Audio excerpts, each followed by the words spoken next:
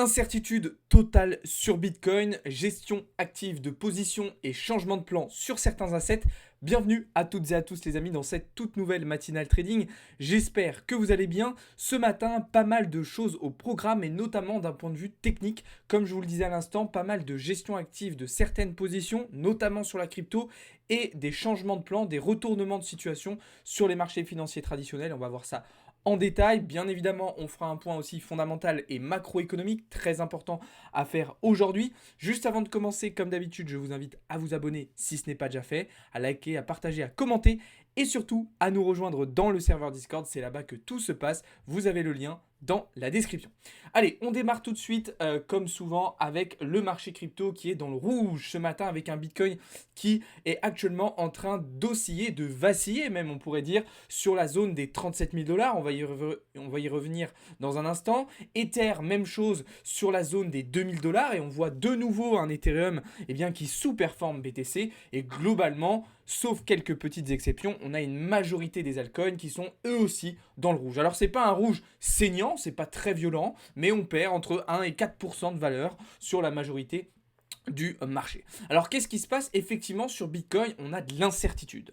L'incertitude à court terme. Pourquoi? Parce qu'à moyen terme, oui, je vous l'accorde, et oui, ce sont les scénarios que nous avons identifiés, nous sommes toujours baissiers, d'accord? On est toujours dans les positions short de la semaine dernière, avec pour objectif de retracement 35, puis 34, puis potentiellement 32 000 $. Mais là où je vous dis qu'il y a de l'incertitude, c'est à court terme. On a eu une journée hier particulièrement calme sur le marché crypto et globalement sur les marchés dans leur intégralité. Et donc, incertitude, parce que en haut et en bas, on va avoir de la liquidité, mais sans savoir exactement quelle zone va être récupérée en premier. D'ailleurs, ces deux zones de liquidité, on les voit très très bien. En réalité, on pourrait même les séparer en plusieurs sous-parties. Alors, on a effectivement beaucoup de liquidités vers le bas, ça on le sait. À proximité, on a notamment cette zone d'ordre des 36 200 $.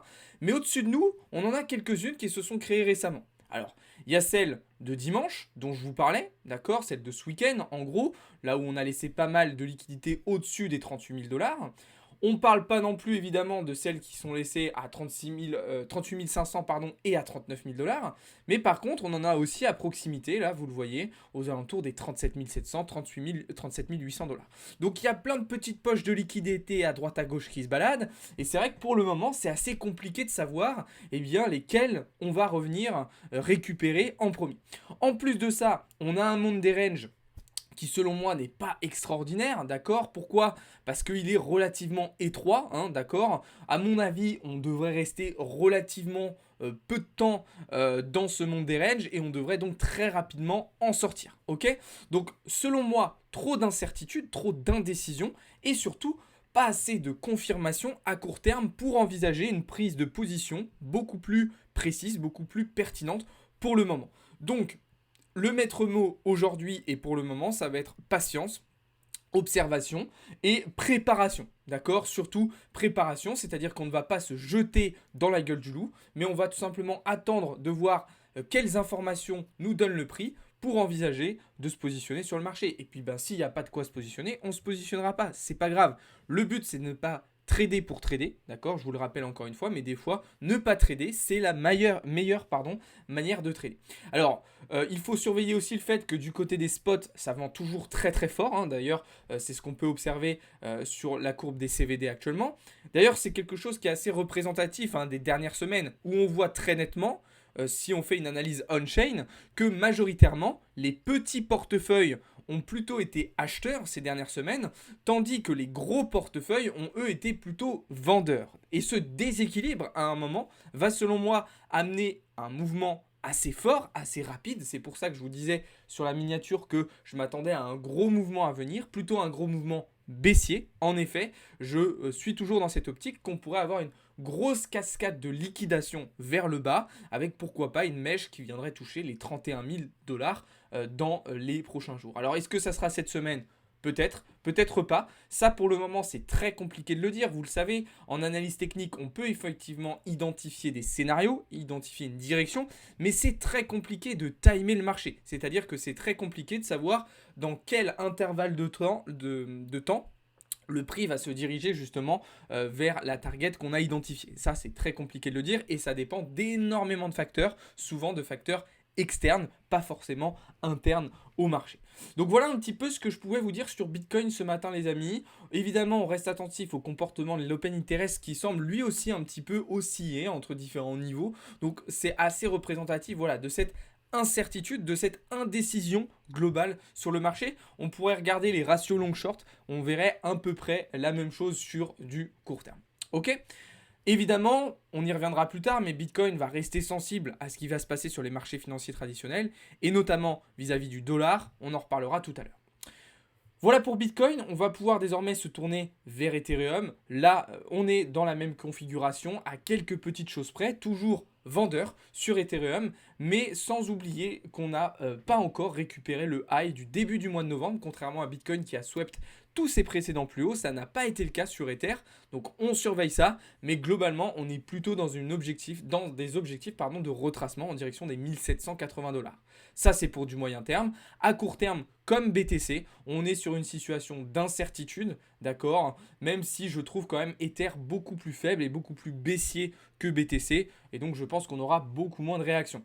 D'ailleurs, on aurait pu se dire qu'effectivement, un Bitcoin qui latéraliserait cette semaine aurait permis à Ether de réaliser de meilleures performances et donc de potentiellement aller chercher ses highs précédents. Ça ne sera probablement pas le cas, sauf gros retournement de situation.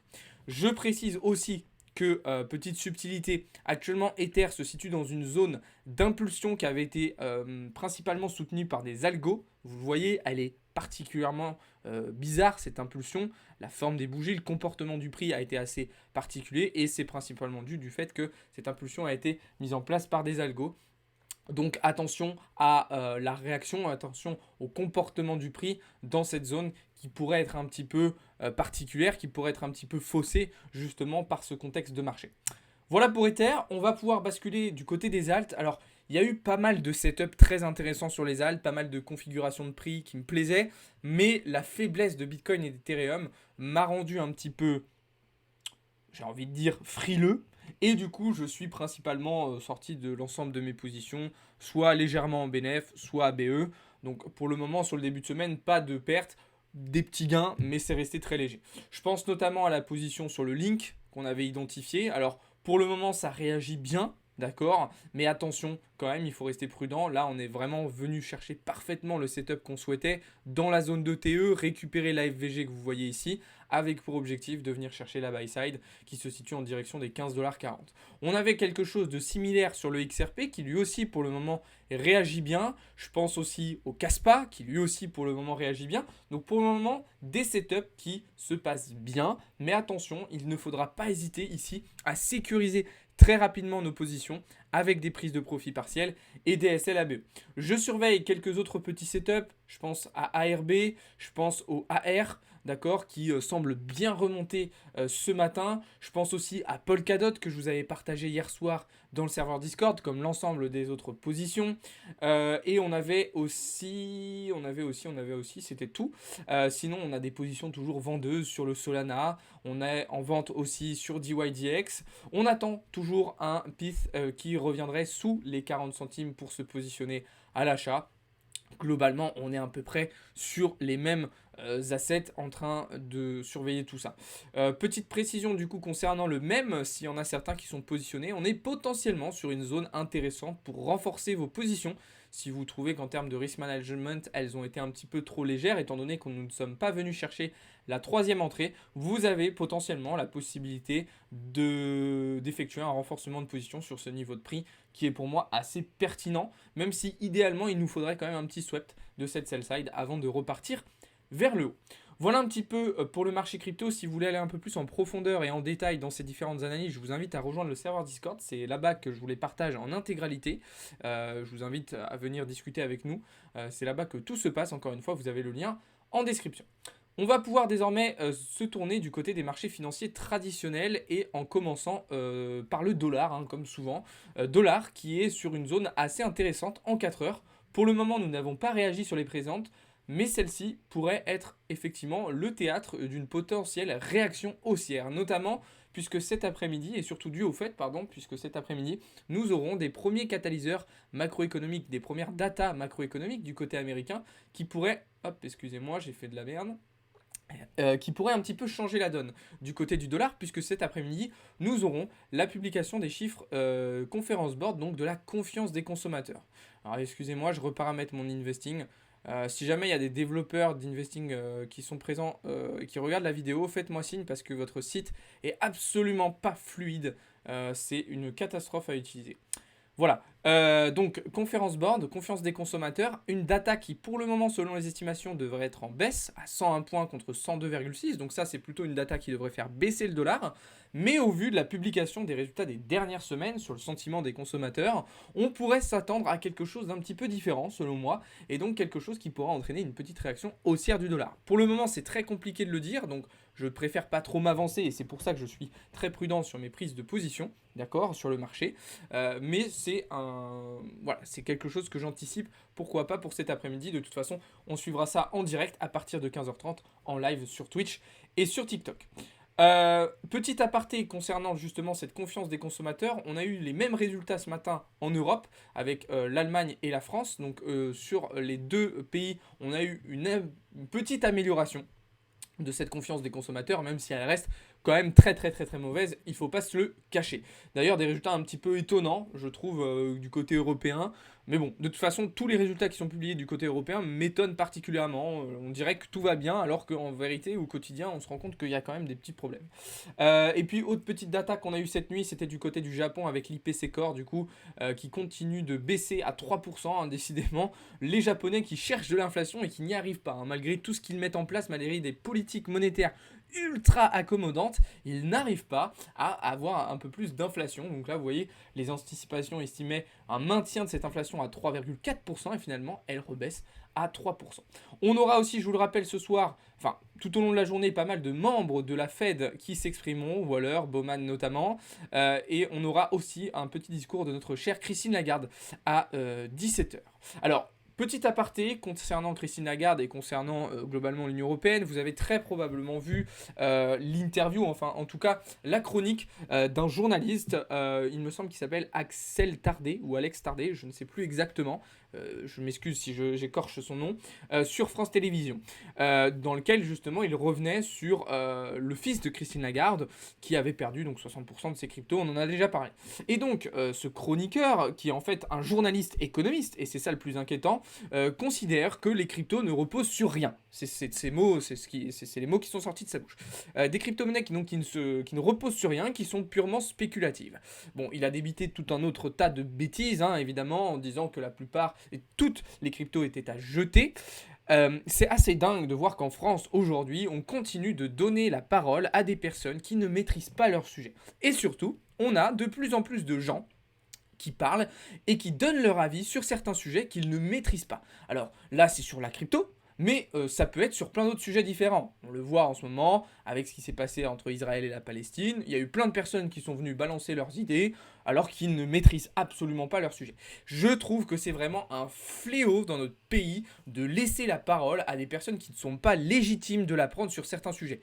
Alors en tout cas légitimes dans la situation actuelle. Peut-être que cette personne pourrait prendre la parole, mais pas actuellement. Je ne comprends pas pourquoi on laisse ces gens dire autant de bêtises sur des heures de grande audience en plus, des heures de grande antenne, sur un service public en fait. C'est-à-dire que c'est des gens qui s'expriment et qui n'ont absolument fait aucune recherche. Aucune recherche, puisque vous pouvez être contre les cryptos. Ça, il n'y a absolument aucun souci. Mais on ne peut pas dire que les cryptos ne reposent sur rien. Le mec n'a même pas utilisé le nom blockchain. Je pense qu'il ne sait même pas ce que c'est. C'est grave, vraiment. Dites-moi ce que vous en pensez dans les commentaires. Je referme la parenthèse.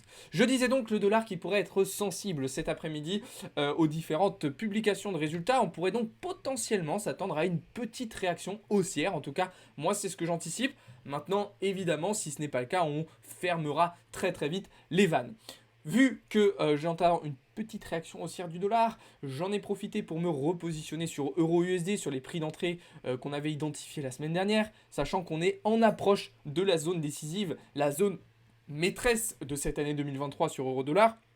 à savoir les 1.10. C'est la zone sur laquelle on s'est positionné bon nombre de fois, je vous le rappelle, notamment sur la première partie de l'année, puisque vous voyez, la majorité des positions avaient été faites entre avril et août 2023. Donc potentiellement de nouvelles prises de position à la vente sur EURUSD, mais attention, il va falloir être très très prudent. On garde quand même un dollar qui est baissier. D'accord. On garde un dollar qui est baissier. Pour moi, le prochain gros support, si celui-ci ne tient pas sur le DXY, sera la zone des 102 points. D'accord. Donc il nous reste quand même un peu plus d'un point à perdre pour le dollar. Donc ça fait encore un petit peu de boulot. Dans la continuité de cette idée, sur le GBP, donc la livre, qui est pour moi beaucoup plus résistante que le dollar, que l'euro, pardon, on pourrait s'attendre à une petite dernière impulsion haussière, justement, de la livre, pour ensuite aller chercher un retracement plus important. D'accord. Idéalement, j'aimerais que la livre remonte un petit peu sur ses niveaux de prix vers les 1.28 avant d'aller chercher de la vente, puisqu'on a quand même laissé pas mal de choses plus bas là aussi. Mais attention, on va vraiment être très très prudent vis-à-vis de ce qui va se passer sur le dollar. Et puis évidemment, on aura quelques petites publications du côté du Royaume-Uni tout au long de la semaine qui pourraient changer un petit peu la donne. Voilà un petit peu ce que je pouvais vous dire du côté du dollar. On va pouvoir, et des marchés des devises, on va désormais s'intéresser du côté des indices. Donc ça y est, je suis positionné sur S&P 500. Il était temps. La position à la vente a été effectuée. Première entrée effectuée, attention, première, je dis bien première parce que ce n'est pas impossible qu'on ait encore une petite remontée et que potentiellement du coup on se positionne plus haut. Même si globalement, je pense que c'est bon, on a atteint le top local sur S&P 500. Alors pour ceux qui veulent comprendre pourquoi je le vends, le S&P 500, je vous invite à aller voir les précédentes vidéos sur notre chaîne YouTube. Et je vous invite aussi à aller voir dans le serveur Discord, parce que c'est des notions que j'ai déjà expliquées un bon nombre de fois. Donc je vous invite à aller voir tout ça pour comprendre vraiment l'intégralité de ma réflexion. Voilà pour S&P 500. Pour Nasdaq et Dow Jones, pour le moment, je reste en observation. Pas de prise de position actuellement, mais je les ai dans l'œil. Je les ai à l'œil, pardon. Et puis par contre, j'ai fait aussi ma première entrée sur le DAX. Ça y est, première entrée qui a été effectuée sur le DAX. Alors là, même chose, première entrée. Pourquoi? Parce que malheureusement, on n'a pas encore récupéré ces 3 highs, ni comblé le gap du début du mois d'août. Donc j'ai fait une première entrée au cas où on aurait une descente immédiate. Mais idéalement, j'aimerais quand même qu'on vienne chercher un petit peu plus haut, peut-être vers les 16 200 points, pour avoir une entrée vraiment pixel, j'ai envie de vous dire, ici sur le DAX. Ok, donc évidemment on restera très très attentif aussi à la publication de tous les résultats qu'on aura tout au long de la semaine du côté allemand, qui pourront évidemment influer assez fortement sur le comportement de leur indice. Voilà les amis ce que j'avais à vous dire là-dessus. Bon, globalement on reste avec des marchés très très calmes, beaucoup de sérénité, beaucoup de confiance, peut-être trop d'ailleurs, avec un VIX qui est toujours au plus bas. Petit changement de situation du côté des commodities, et on va terminer cette vidéo avec ça. Du côté de l'or, on arrive potentiellement sur un petit top local sur l'or. Alors attention, ça ne veut pas dire que je rentre à la vente maintenant, mais je commence à réfléchir à la vente. Alors pourquoi je vous dis ça? Bien pour plusieurs raisons, mais l'actualité semble un petit peu se calmer au Moyen-Orient. On parle potentiellement d'un cessez-le-feu qui pourrait être mis en place dans les prochains jours. C'est un élément qui pourrait entraîner une petite baisse, un petit retracement du cours du gold. Si en plus de ça, c'est accompagné par une hausse du dollar, ça pourrait être pertinent. Bien évidemment, sur du moyen long terme, je reste acheteur sur le gold. Je vous fais référence à ce que je vous ai expliqué dimanche soir. Pas de changement de ce point de vue-là. On va rester acheteur sur la fin d'année 2023 et sur 2024 sur l'or. Mais c'est pas impossible que peut-être dans les 7 à 14 prochains jours, qu'on ait un petit peu de retracement sur le cours de l'or vers les 1975 $. Alors attention, encore une fois, ce n'est pas un conseil d'investissement. Ça ne veut pas dire que je rentre en short maintenant sur le cours de l'or. Mais je vais commencer à réfléchir à des petites choses un petit peu différentes de ce qu'on a pu faire sur les dernières semaines. D'accord? Donc je vous tiendrai au courant de toute façon dans le serveur Discord de ce que je fais concrètement. Peut-être que je vais rien faire, peut-être que je ne vais pas, avoir les confirmations, les configurations de prix suffisamment intéressantes pour envisager une prise de position. Mais ça, on le verra dans les prochaines heures. Voilà, et puis sur le pétrole, par contre, on reste vendeur, pas de changement de ce point de vue-là. Je vous ai déjà expliqué le fait qu'on était excédentaire. L'offre qui était beaucoup trop importante par rapport à la demande. Alors, on suivra aussi cette semaine, je pense qu'on devrait avoir pas mal d'informations, vu que la semaine dernière, il n'y a pas eu le sommet de l'OPEP, vu que du coup, c'était Thanksgiving. Mais du coup, je pense que cette semaine, on aura peut-être un petit peu plus d'informations. Et puis, je vous rappelle que l'Arabie Saoudite et la Russie avaient jusqu'à maintenant suspendu leur production jusqu'au mois de décembre. Le mois de décembre, il arrive vendredi. D'accord? Donc, est-ce que ces deux pays vont relancer leur production? Oui, non? Quel va être le rôle de l'Iran, toujours au sein du conflit au Moyen-Orient? Toutes ces questions-là sont pour le moment en suspens et amènent du coup quand même un petit peu d'incertitude sur la suite des événements et sur du coup le comportement de certains assets. Donc restons prudents, ne nous avançons pas trop non plus, comme d'habitude. Bon les amis, je pense avoir fait le tour à peu près des informations que je voulais vous partager ce matin. On se retrouve donc cet après-midi à partir de 15h30 pour suivre l'ouverture de Wall Street comme d'habitude et la publication des résultats américains. Et puis ce soir à 20h, un cours de trading pour les membres premium du serveur Discord. Merci beaucoup d'avoir regardé cette vidéo, merci de m'avoir écouté. Si vous avez des questions, n'hésitez pas à les poser dans les commentaires. N'hésitez pas aussi, comme je vous le disais, à nous rejoindre dans le serveur Discord. Sur ce, je veux souhaiter à toutes et à tous une très très très bonne journée. Ciao tout le monde, c'était Alex pour Blockchain Capital.